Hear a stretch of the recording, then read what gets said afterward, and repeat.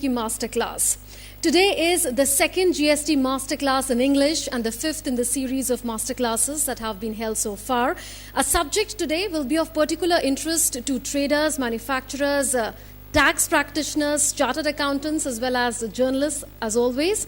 And our subject today is transition and invoice making. We are live on Doordarshan Network, and you can also watch us live on various social media handles of PIB India. That is on YouTube as well as on Facebook. You can also watch this live webcast on PIB's website, which is pib.nic.in. On this subject, transition and invoice making, we have received a lot of questions on social media, and the most frequently asked questions have been slotted for today's session on the basis of relevance. Answering them will be Senior Finance Ministry officials. We also have representation from the government of Karnataka as well. And let me introduce them to you. We are joined by Hasmukh, Adhia, Revenue Secretary; Upendra Gupta, GST Policy Commissioner, CBEC. And I'm also pleased to introduce Ritvik Pandey, Commissioner, Commercial Taxes, Government of Karnataka. So I'll tell you a little about the format of today's session. There will be opening remarks by the Revenue Secretary, followed by a presentation by Upendra Gupta, and that will be followed by the FOQs being answered by the officials present here. And after that, we'll open the floor for questions. So let's begin with opening remarks by the Revenue Secretary. Thank you very much. Today is the second class on GST. The subject today is transition and invoice related rules. The people are now transiting from the old system of VAT, excise duty and service tax into the GST regime. And there is a lot of stock which is available with people on 30th of June. So the questions arise in the mind of people as to how they are going to avail of the input tax credit on the goods which are held in stock as on 1st of July. So the transition rules refer to this particular matter. So today in our presentation, we would be explaining under what circumstances and to what kind of people this kind of a input tax credit is available. So we will talk in detail about it. The second subject is about the invoice. Now, a lot of people have got doubts about what kind of an invoice book should I make, what kind of details should the invoice contain, and who all are supposed to maintain the invoice book, etc. So all these questions will be answered in the presentation relating to invoice. So today I'm glad to say that apart from the central government team which has been taking the masterclass, today we also have the presence of Mr. Ritvik Pandey, who is the in fact, now he has just been switched to the Secretary Budget in the Department of Finance in the Government of Karnataka. So he is also here today. He had come for one of our law committee meetings, so I requested him. He will also be here to answer your questions. So we start with the presentation. I'll request my colleague Upendra to kindly make a presentation. Thank you, sir. Like Revenue Secretary has mentioned, today's topic are twofold. One is transition and second in invoice. So in transition, because we'll not talk about the migration of taxpayers which has been covered yesterday. So primarily I'll focus on the transition of input tax credit which is available today and how and under what circumstances it will be transferred to the new registration which would be there in GST regime. So the presentation, the format of the presentation is like this, that what are the situations and how the tax credits would be transited. The first situation is that I am registered today in the central excise or VAT or service tax. How do I get ITC on 1st of July? So if you are already registered, you will file the return for the month of June 2017 or maybe for the quarter 2017, and there would be some closing balance in the return of related to SANVAT credit in case of central government and ITC as it is called in case of state governments. So the entire closing balance which is reflected in the return as on 30th June 2017, that will be transferred as the CGST credit, the credit relating to central excise and service tax, and the credit relating to VAT would be transited as SGST credit. The conditions for that is you must have filed your return, last 6 returns, that is for the period from January to June 2017, you should have submitted your return. You should be registered as a normal taxpayer in GST regime. So if you take a registration as a composition taxpayer, then obviously you are not entitled for input tax credit, and therefore the closing balance which is reflected in the return as on 30th June will not be transitive.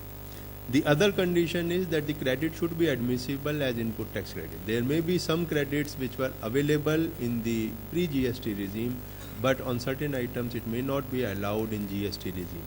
In such a situation, to that extent, although there would be closing balance, but the credit will not transit. To avail the credit, you have to just submit a declaration in table 5 of GST trans 1, which is part of the CGST rules and the SGST rules notified with effect from 1st of July, and that declaration can be filed by 30th September. Within 3 months it is to be filed. The Commissioner has power to extend this for further 3 months, and it can be filed any number of times, because there may arise some situation where the return is revised. In such a situation, the trans 1, the table 5 of trans 1, the information contained therein is also to be revised. One important thing, the point which I was making, is the credit should be admissible as ITC in GST. The example would be the cesses. The credit of cess is allowed today in Central Excise and Service Tax, Krishi Kalyan cess, or the Swachh Bharat cess, but it is not there in the GST regime. So that credit may be reflected in the return but will not be migrated, will not be transited. The second situation is with respect to capital goods. The capital goods, as you are aware, the credit is admissible in 2 installments. In most of the states also it is similar situation, so therefore the return would carry forward the balance only to the extent of 50%. The remaining 50%, which is not reflected in the return, the law and the rules provide that the remaining amount would be transited to the GST regime as CGST or SGST credit, and the information is required to be filed in table 6 of GST trans 1, again up to 30th September, and there the details of every item of capital goods will be transferred. Again, I am making very clear that no permission is required for this transition. It is just a submission of information in the form of a declaration. The credits would be automatically, you will be eligible to take in your electronic credit ledger. The next situation would be if I am unregistered today, but I become a registered in GST regime, then what happens? So if I am unregistered, I do not get any input tax credit today, but if I get registered in GST regime, then I would be eligible for input tax credit. The law and the rules provide that you will be eligible for the credits in respect of inputs held in stock and the inputs contained in semi-finished or finished goods held in stock as on 30th June. And to that, if you have duty paying document, then only you will get the credit. There are certain conditions which I will take in the 2-3 slides later, because the conditions for the 3 situations which I am talking are same. So in this situation, you will get the credit of duty paid on inputs which are lying as such, or the inputs which are contained in the semi-finished or finished goods, you will be entitled for taking the credit.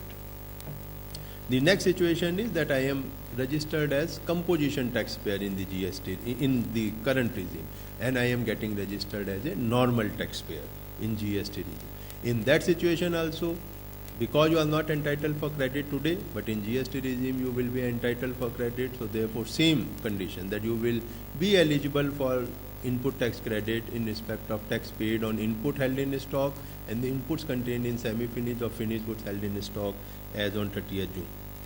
The next situation is that I was exempt today, or I was dealing in exempted and dutiable goods both. So can I take the credit when my entire goods in which I deal will be taxable in GST regime? So in this situation also the same principle will apply. The credits which is there in respect of dutiable goods, you would have filed the return and you will get the credit, and that situation is the number 1 situation which we had talked earlier. in respect of goods which were exempt and which are now becoming taxable, and therefore you will be liable to pay GST after when you make clearances or when you supply after 1st of July. The same principle will apply, that you will get the input tax credit in respect of inputs held in stock as such and the inputs contained in semi-finished goods. So these three situations, I was not registered, I was registered as composition taxpayer, I was dealing both in dutiable and exempted goods, and the a like situation is that I was registered as a first stage dealer, or I was registered as a second stage dealer in a concept which is known in central excise, or I was registered as importer, or I was registered as a depot of a manufacturer, or I was supplying works contract services, but I was availing the benefit of notification number 26 of 2012 under service tax. So in all these situations together, you will get the credits of inputs and held in stock and inputs contained in semi-finished or finished goods. The important thing which is to be noted is that you will not get the credit of input services, nor you will get credit of capital goods. Now the conditions under which the credits would be admissible are like this. Next slide please. That the inputs or goods which are lying with you, on which you intend to take the credit, should be used for making taxable supplies in GST regime. That is one condition which is to be satisfied. Then all those goods or all those inputs or goods which are on which you want to take the credit, they should be entitled, they should be eligible for availing the input tax credit under the GST regime. If some of the goods are not entitled, then you will not get the credit. The third condition is that you must possess the duty paying documents evidencing that the duty has been paid on that. The fourth condition is that the invoice should not be more than 1 year old. So therefore, if the invoice is older to 30th June 2016, you will not be entitled to the credit. The fourth situation is that you have to just submit a declaration in table 7 of trans 1 up to 30th September, or it can be revised. So all these conditions have to be satisfied, and you will get the credit in respect of inputs as such or inputs contained in semi-finished or finished goods. Coming to the next situation, that I am a trader and therefore I was not registered under central excise or service tax, but I was registered under VAT. So what happens? Obviously, I do not have the duty paying documents evidencing the payment of central excise duty.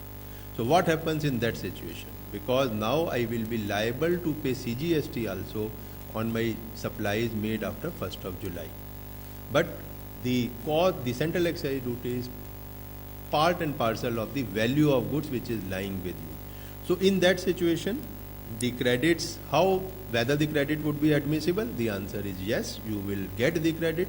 If you have duty paying documents evidencing the central excise duty payment, you will get full credit. But if you don't have duty paying documents, in that situation what happens? The rules, rule 117 provides that you will get deemed credit at the rate of 60% or 40%, as the case may be. The 60% credit would be admissible if the rate of tax on the goods which you will supply is 18 or 28%, and if the rate of tax is 5 or 12, when I say 5 or 12, it is combined rate, 2.5% CGST, 2.5 SGST. So if the combined rate is 5 or 12, then you get 40% credit. So, and the credit would be given when you make the supply. So for example, if the supply is made in the month of August, let us say, and then the August return would be filed on 20th September. On 20th September, you will pay CGST of 2.5%.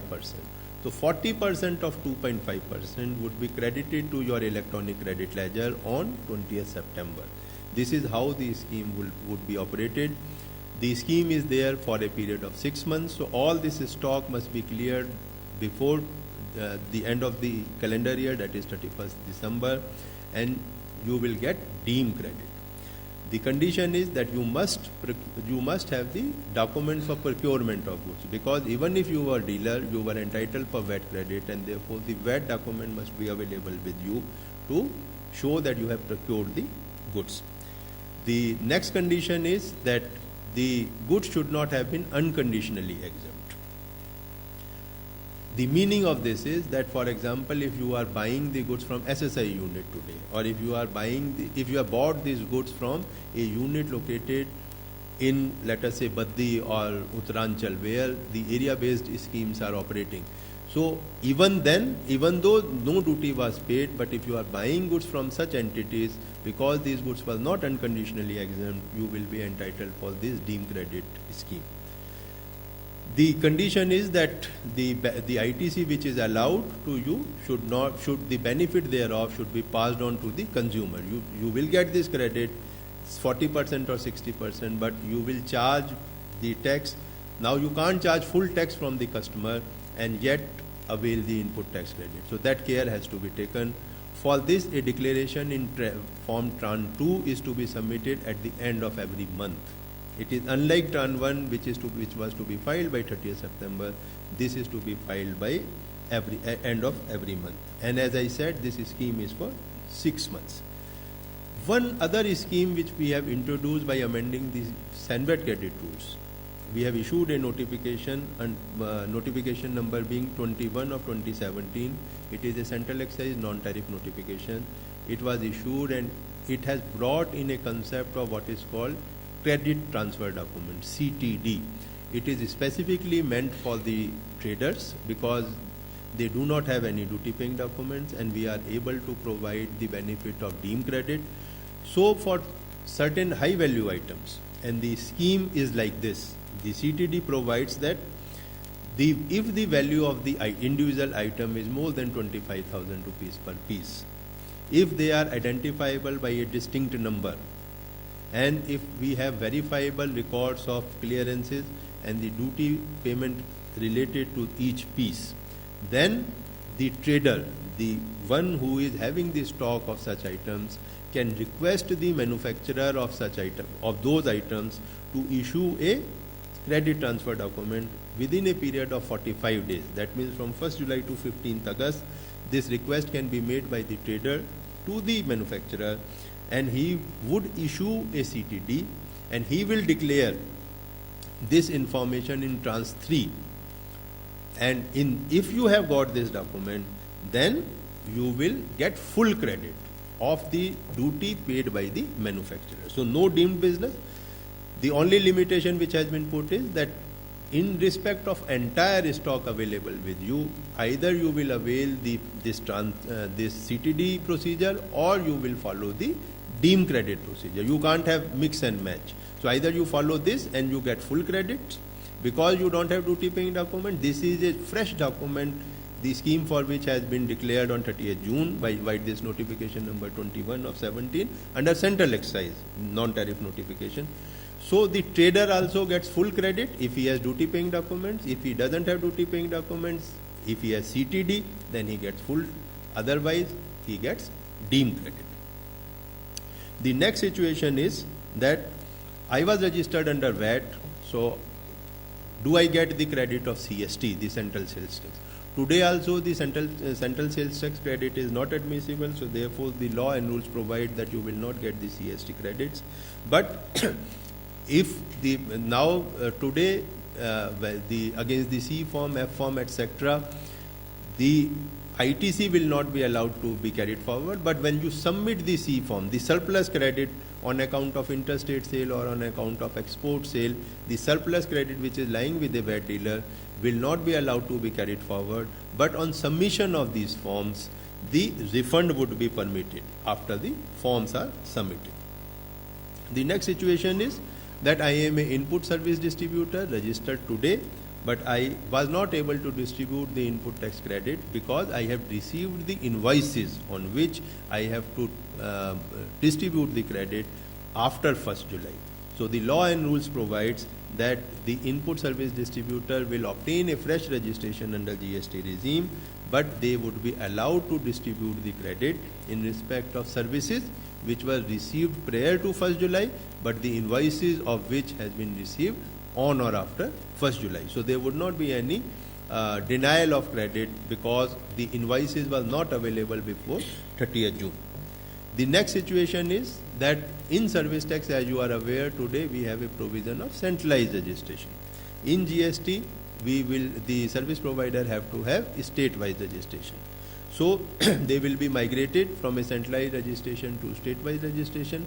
But today the credits is there only in one place. If some service provider is registered, let us say in Maharashtra, and now they are obtaining registration in 5 states because they are providing services from 5 other states also, then the credit would get transferred under first situation, because this person would be filing the return and the closing balance of the return would be transferred to the registration in Maharashtra.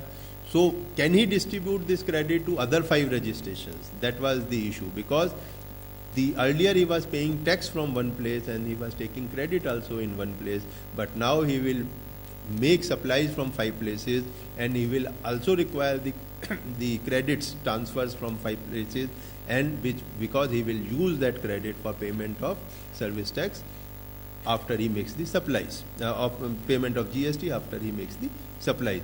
So the law and rules provide that you will be eligible to transfer the credits as you want. So you can transfer the credits which is there in Maharashtra to all 5 states in whatever ratio you want. The only requirement is that you will submit this information in table 8 of form 10(1). The next situation is, which agitates the mind of the people, is that my appeal is pending, my revisionary proceedings are pending, my refunds are pending in pre-GST regime relating to SANVAT or relating to any demand. What happens to those situations? What happens when I get some relief in appeal or revision proceedings? So the law and rules provides that you will be eligible to get the refund if you get favorable order in appeal on revision procedures, or your refund application get decided after 1st July. The relaxation which has been provided in the law and rules is that today you do not get refund in cash, but in GST regime you will get the refund in cash, because otherwise if we transfer then it would have wasted. So we will allow you the refunds in cash. Although the principle of unjust enrichment, which is applicable even today and which has been provided in GST regime also, that principle would be applied. As far as recovery is concerned, if some demand has arisen for pre-GST period or some appeal has gone against the taxpayer in post-GST period, then the law provides that the recovery would be made first under the existing law, under the savings provisions, repeal and saving provisions, and if we are not able to recover in the pre-GST under the existing law, then the recovery would happen as per the provisions of the GST law. The next situation is that I have entered into a contract before 1st July, but supply has been received or made after 1st July. What happens? Which tax is to be charged? So the law provides that in such situation, because it has happened, the supply has happened afterwards, or in such a situation, GST would be leviable, although the contract was entered into before 1st July. So this completes first part of the presentation relating to transitional provisions. Now I will move to the tax invoice provisions. So the tax invoice provisions, the first slide is who can raise invoice. The tax invoice can be raised only by a registered person, and he can issue the invoice in 2 situations. If he is making a supply of taxable goods or services, then he must issue a taxable invoice, or if he is receiving taxable goods or services from an unregistered person, then also he must be issuing the tax invoice. There are some exceptions as far as first situation is concerned, where he is supplying the goods, taxable goods or services. The law and rules provides that if the value of supply is up to 200 rupees, in such a situation, and the supply is to a consumer, so meaning thereby it is not a B2B supply, the recipient doesn't insist for issuance of invoice. In such a situation, the registered person may not issue the invoice if the value is up to 200 rupees, subject to the condition that he will issue a consolidated invoice at the end of the day. So this will help the smaller taxpayers supplying smaller value goods or services. So in such situation, only a consolidated invoice will be issued. As far as the reverse charge situations are concerned, a registered person receiving taxable goods or services from a registered person, meaning where section 9 subsection 3 is applicable, in such a situation the registered person is not required to issue any invoice. But if he is receiving goods or services from a unregistered person, that is where the section 9(4) is applicable, in such situation at the time of receipt of goods or services the registered person is required to issue a invoice. But here also we have provided some exception to provide relief to the large number of taxpayers. What has been provided is that if you receive goods or services from an unregistered person of a value up to 5,000 rupees per day from one or more suppliers, if the value is up to 5,000 rupees, we have given exemption from applicability of 9(4). No GST to be paid and therefore no invoice is to be raised.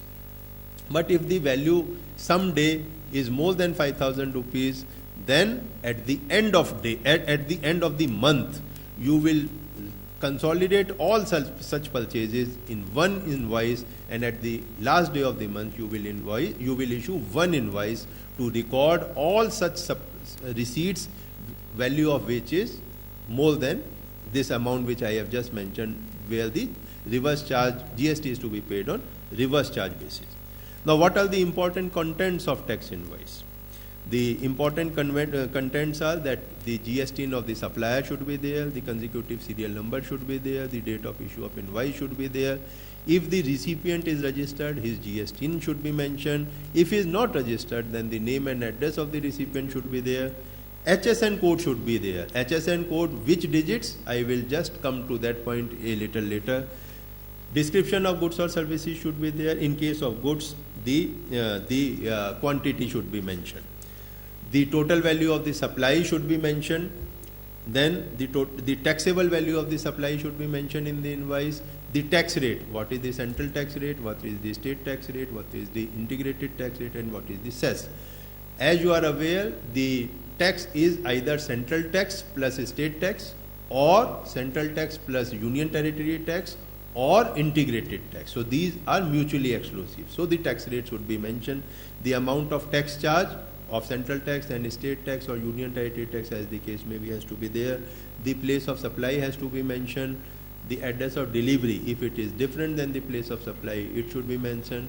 If the tax is payable on reverse charge basis, it should be mentioned, meaning thereby the contents on the invoice, whether you are receiving as supplier or whether you are issuing the invoice as recipient, are same. The only difference is this information that tax is to be payable on reverse charge basis. And the signature of authorized signatory should be there. There is a lot of misgivings about this, that the invoice has to be digitally signed. I am making it clear that there is no requirement of any digital signatures on the invoice. It can be issued by manual signatures also. Another misgiving that I must issue the invoice only electronically, that is also not clear. The invoice can be issued manually also. Once the GSTR 1 procedure etc. would come, not all the details are required to be uploaded, only few specified details would be required to be uploaded. And that can be done from a manual invoice also. No electronic invoice is required. Another message which is going around in social media is that if you are buying from big shopping malls etc., then you get the invoice split in various values.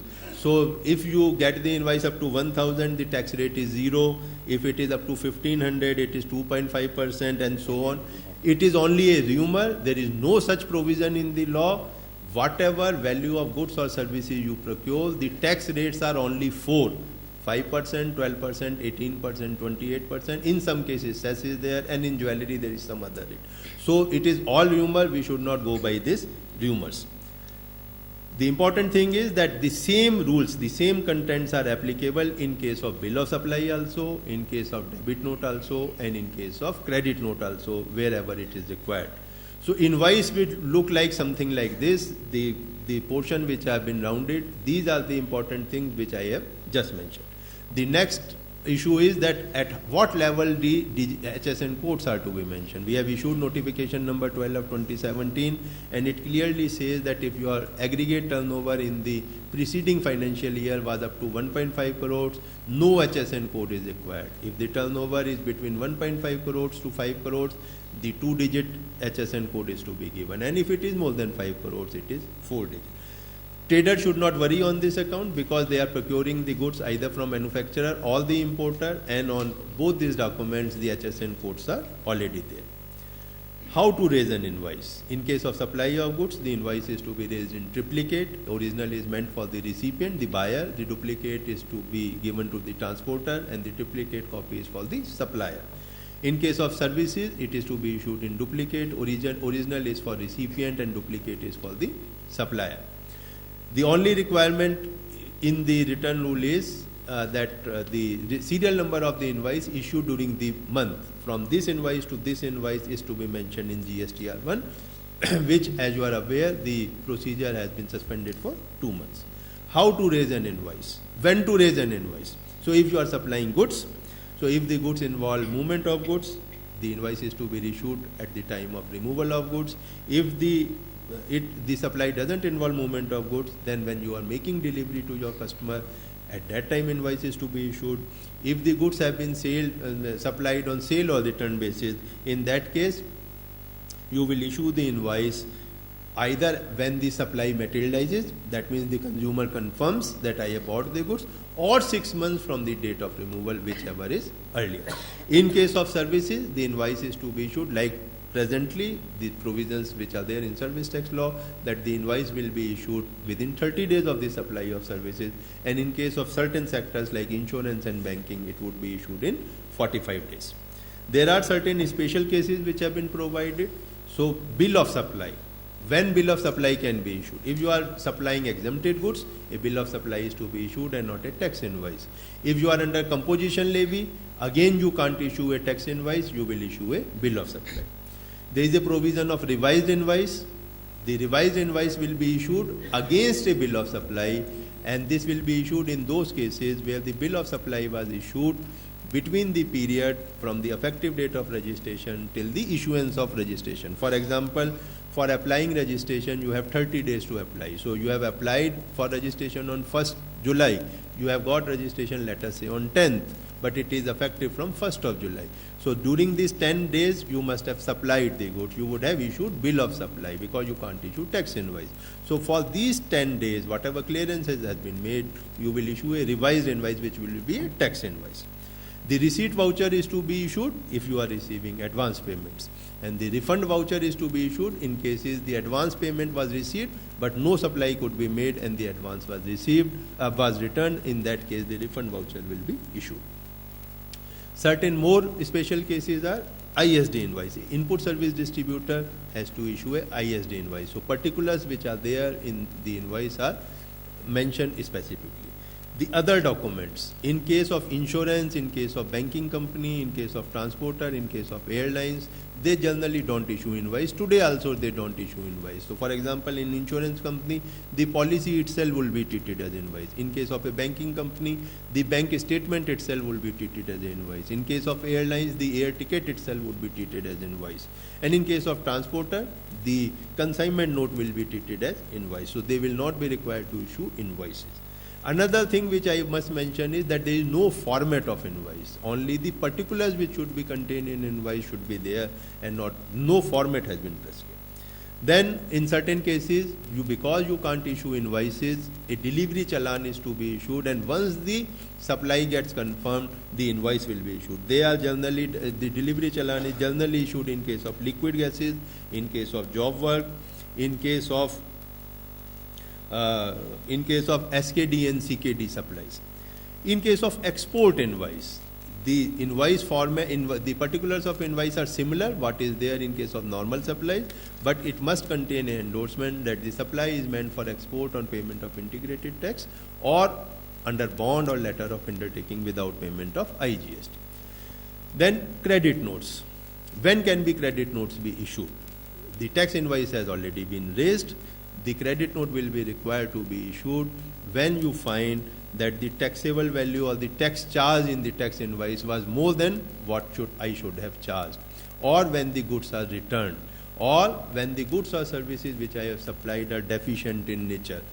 In all such situations, the credit note can be issued by the supplier to the recipient. The important thing to note is that he can issue a credit note any time, but to reduce his liability, because the credit note will have the effect of reduction in the output liability of the supplier. That would be allowed only if two conditions are satisfied, namely the credit note has been issued up to September of the next year. For example, we are in 17-18, so before September 18th, the credit note must be issued. And the second condition is September 18 or annual return, whichever is earlier. Annual return date is up to 31st December. So generally up to before 30th September it should be there. And the second condition is that the recipient should reduce his input tax credit which he has availed on the tax invoice. And the last issue is debit note.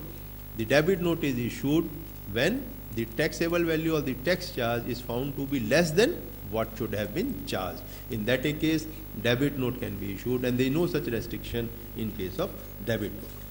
So all these documents are available on our website. The URL is mentioned. Just 1 second. The URLs are mentioned like this: cbec.gov.in, cbec-gst.gov.in. All these materials are available on our website. You can go through, and there are a number of other material also available on this website. Thank you very much. Thank you, Mr. Gupta, for the presentation. Let's take the most frequently asked questions on the subject of transition first. The first question is, I am a registered person under existing laws. How do I register in GST? This was answered yesterday, so we'll skip it.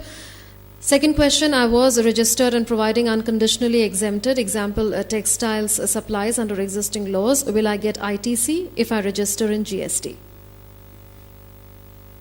With respect to unconditionally exempt commodities are concerned, because no tax has been paid on that commodity itself, there is no credit available. So there is no ITC available in the transition also. I was registered and providing supplies under existing laws but was availing SSI exemption. Will I get ITC if I register in GST? That also I think has been answered, that if you are in SSI exemption, then you were not registered. Okay.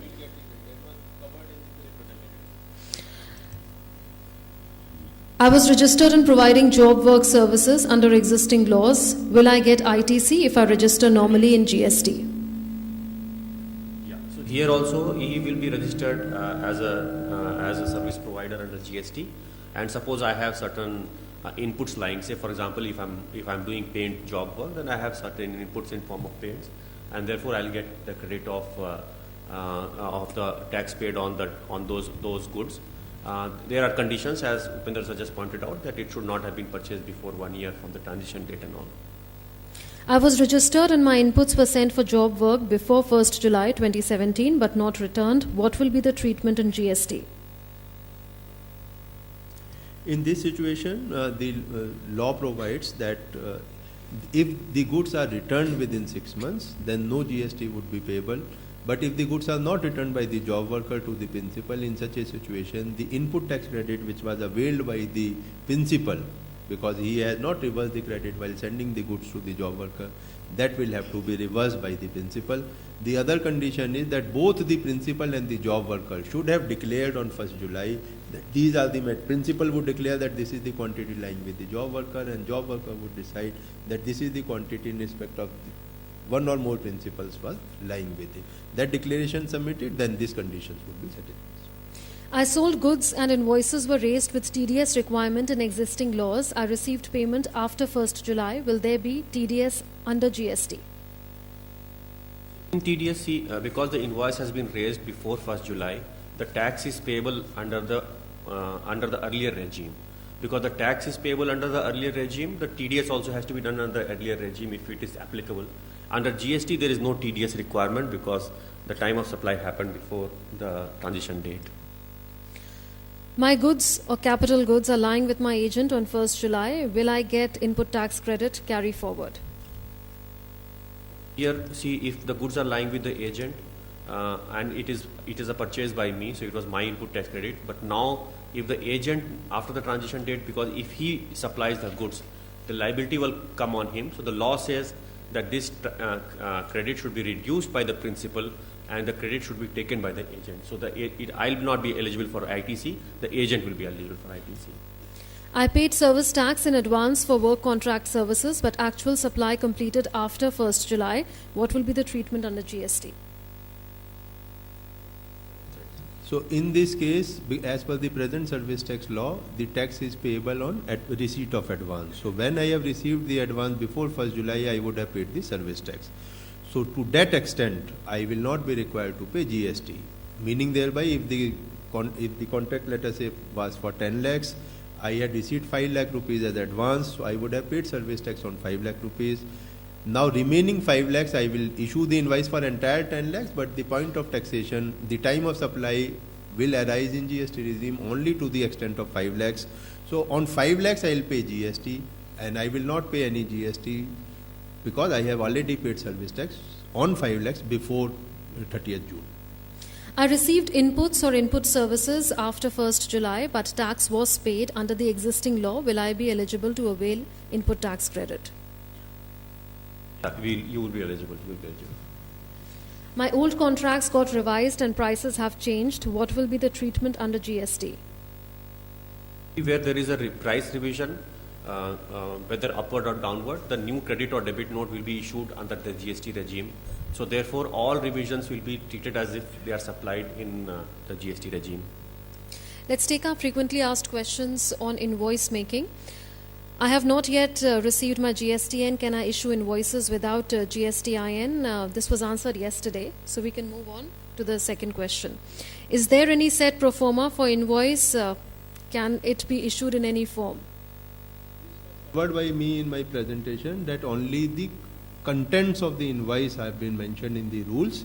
No pro forma has been prescribed. So the taxpayers are free to have any pro forma which they want as long as the prescribed contents are contained in the invoice.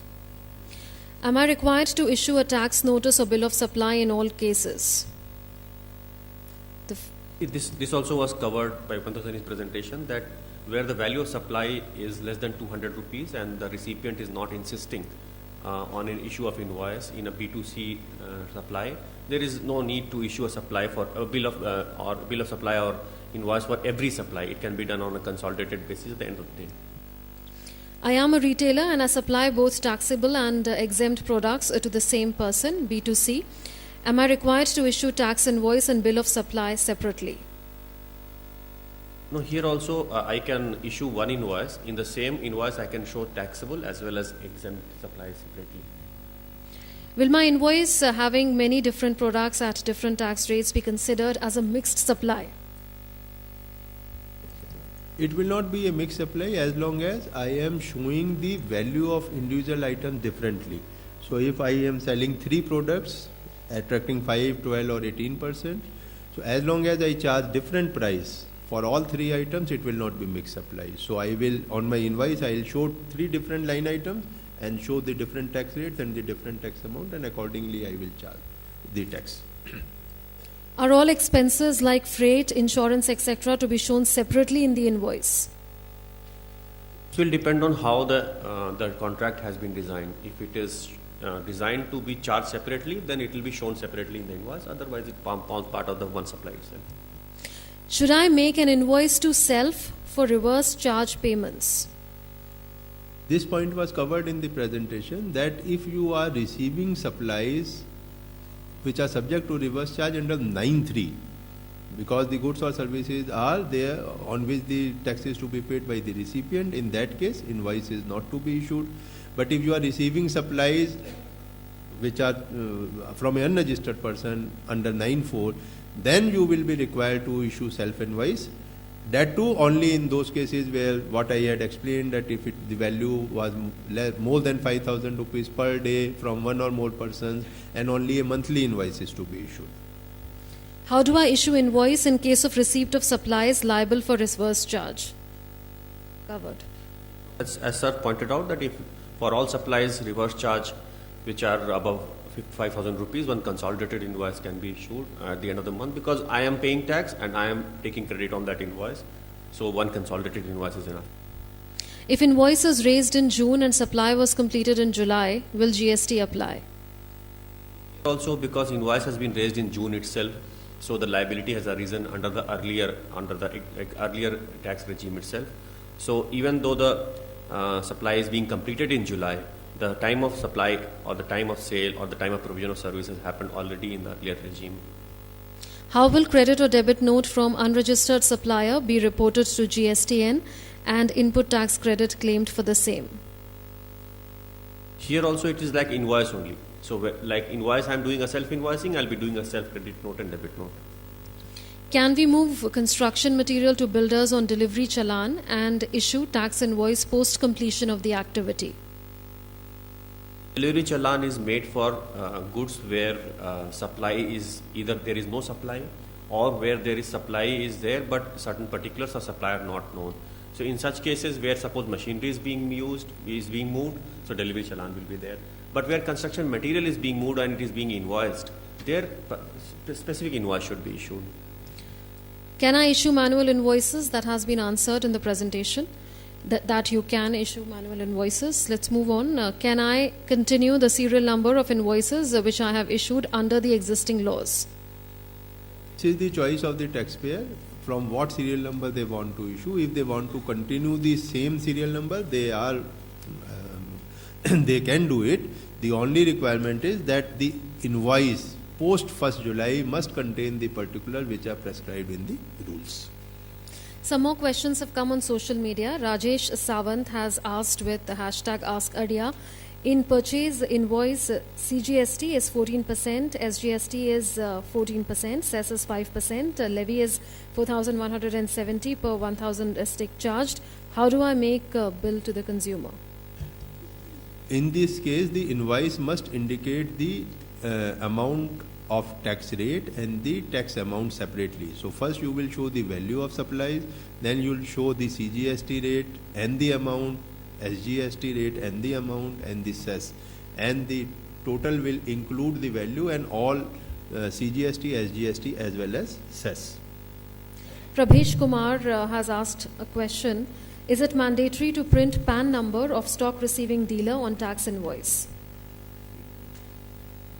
In the GST invoice, you have to mention the GST of the recipient. So if suppose the stock transfer is the recipient of the stock transfer is if it is interstate, then it is in the course of it is a supply, and therefore the GST of the recipient will be mentioned, not the PAN actually. Kamlesh Changrani has asked, enlighten on procedure for a trader for taking input tax credit on SENVAT credit for stocks held on 30th June. So this was elaborately covered in the presentation. Just for the sake of clarity, I will again repeat. If the trader has the duty paying documents, he will get full credit. But if the trader, and when I say duty paying documents, including the credit transfer document which has been prescribed under central excise on 30th June. If the trader doesn't have any duty paying documents, then he will be eligible to avail 40% or 60% as deemed credit. 40% in those cases where the tax rate is 5 or 12%, and 60% where the rate is 18 or 28%. The credit would be allowed in the month in which the supply was made and when the output CGST has been paid. So you pay the CGST and you take this much credit in your electronic credit ledger in that month. And this scheme is there for 6 months. So all this pre-GST regime stock must be cleared by 31st of December. One last question. Is it mandatory for composition trader to provide bill to customer? This has been reiterated many times by the Secretary himself. The answer to this is no, it is not mandatory. So let's open the floor to questions now. If you have any questions, please raise your hands. So, in an e-commerce platform, the sale happened before the GST rolled out, but goods were returned, they came back after the GST was rolled out. What would be the these goods? So when, just I would like to inform you that TCS provisions have not yet been notified and they'll be notified sometime later. And when they're notified, and then suppose this thing happens, because the law says that it is on the net value of taxable supplies. So net means what is the outward supplies minus what are the credit notes issued. So even if that good was supplied before GST, doesn't matter, because the return is happening during the GST regime. It will form part of the negative part of the net supplies. Any other question?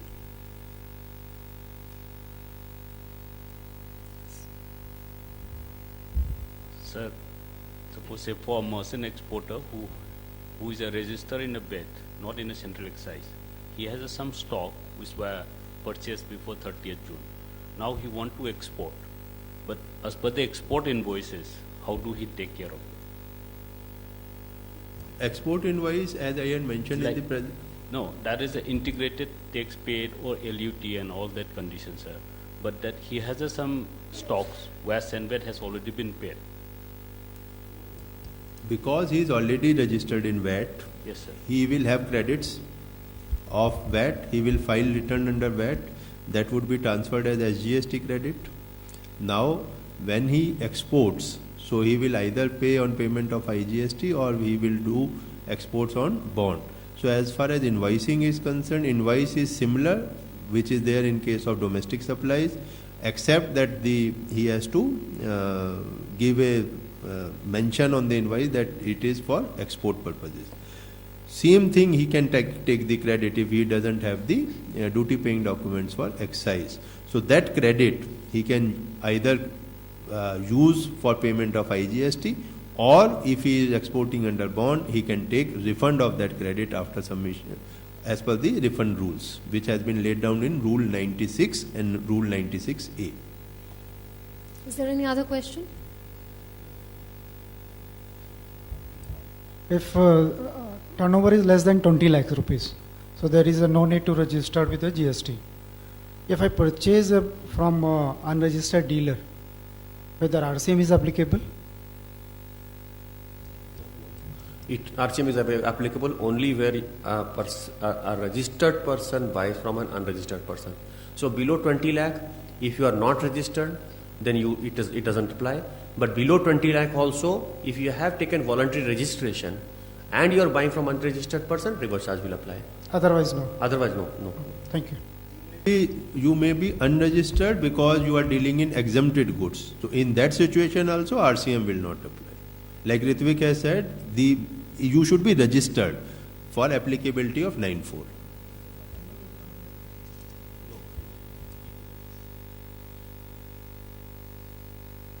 Invoice rule says that I have to issue. Hello, I have to issue revise once I am allotted gap of sales. I will Change your mic, yes. I repeat my question. Suppose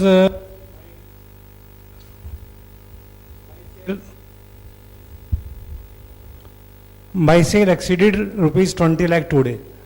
I apply for registration today and I am granted registration after 10 days.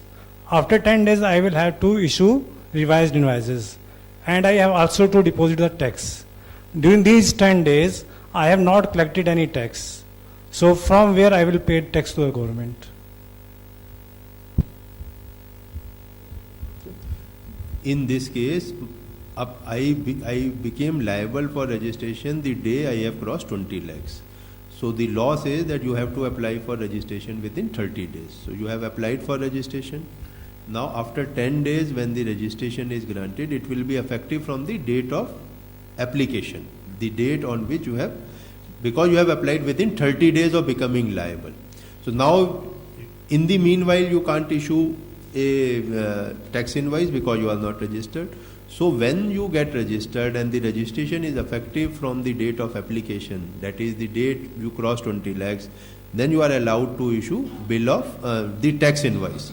If you are able to recover the tax from your customer, then you can increase the value of the supply. If he says no, I will not give you, then the value itself would be treated as come tax value. The valuation rules provide that if you don't recover anything over and above the invoice, over and above the amount which is shown there, then that value itself will be treated as inclusive of tax. Please take the mic Yeah. first. You can pay out of that tax amount or you can recover from the customer.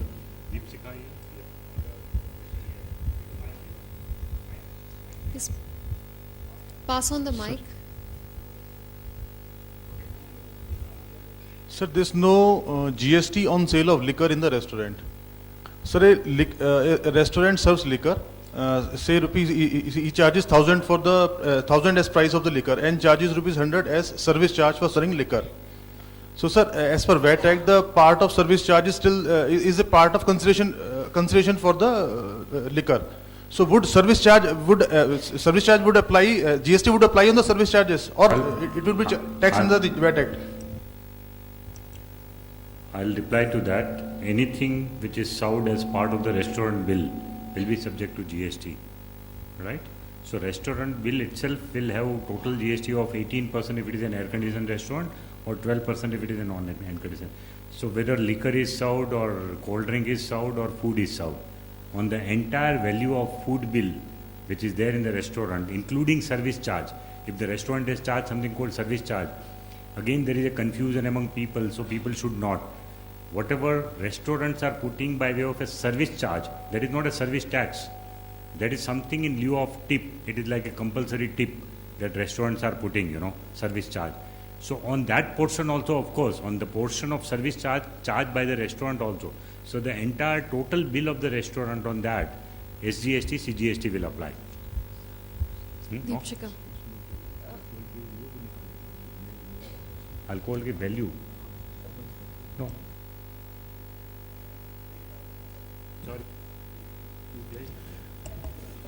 Suppose I have gone to have dinner, so 500 rupees is the food bill, 1,000 rupees is the alcohol, 100 rupees is the service charge. Now total bill is 1,600 rupees.